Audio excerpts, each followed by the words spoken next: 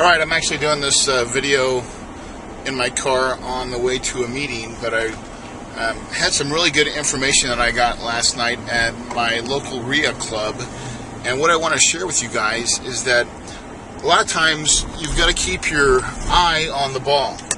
And what I mean by that is sometimes markets change, and they can actually change relatively quick.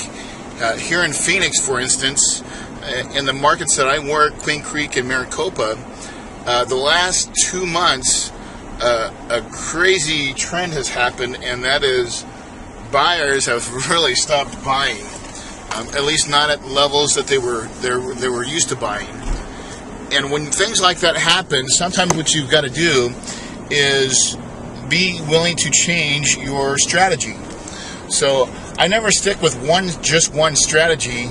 That's not my tool bag. I've got a lot of tools in my tool bag. So normally I'm a flipper. That's what I do a lot of. But in this particular market, the back end is not as strong. And what's happened at the auctions is that people are bidding prices up so aggressively that there's not much margin in them. So the strategy now, I think for the next 4 to 5 months, is really going to be what's called a lease option strategy. And the reason for that is there's a lot of people that are still going through foreclosure and short sales, and they're getting displaced. And I actually, when I work a lot of short sales through my direct mail, and everybody that I talk to is going to rent another property.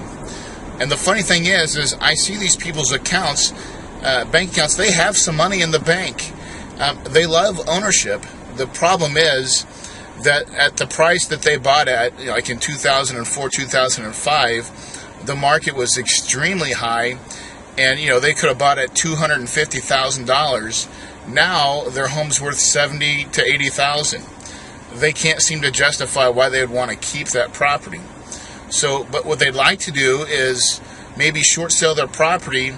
If I could give them a solution to lease option another property at today's market price without using a realtor, and have basically a glorified tenant, because face it, ownership is key to having good tenants. They don't miss payments, and they have money invested, so they put that option consideration money down as a form of down payment, and that basically locks them into your home.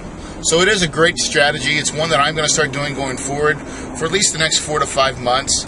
But the thing that I want to communicate to my people out there is that it's important to be willing to adapt and change. And sometimes if you keep just trying to force feed what you've been doing and it's not working or getting the results that you are anticipating, then maybe it doesn't make sense to keep doing it.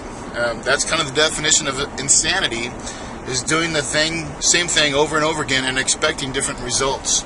So if you're not getting the results that you want in your real estate business, try something new. Try reading a book or two. Try going to a boot camp. Try getting yourself some better education, and find out what guys that are actually doing real estate deals are doing in today's market. Have a wonderful day.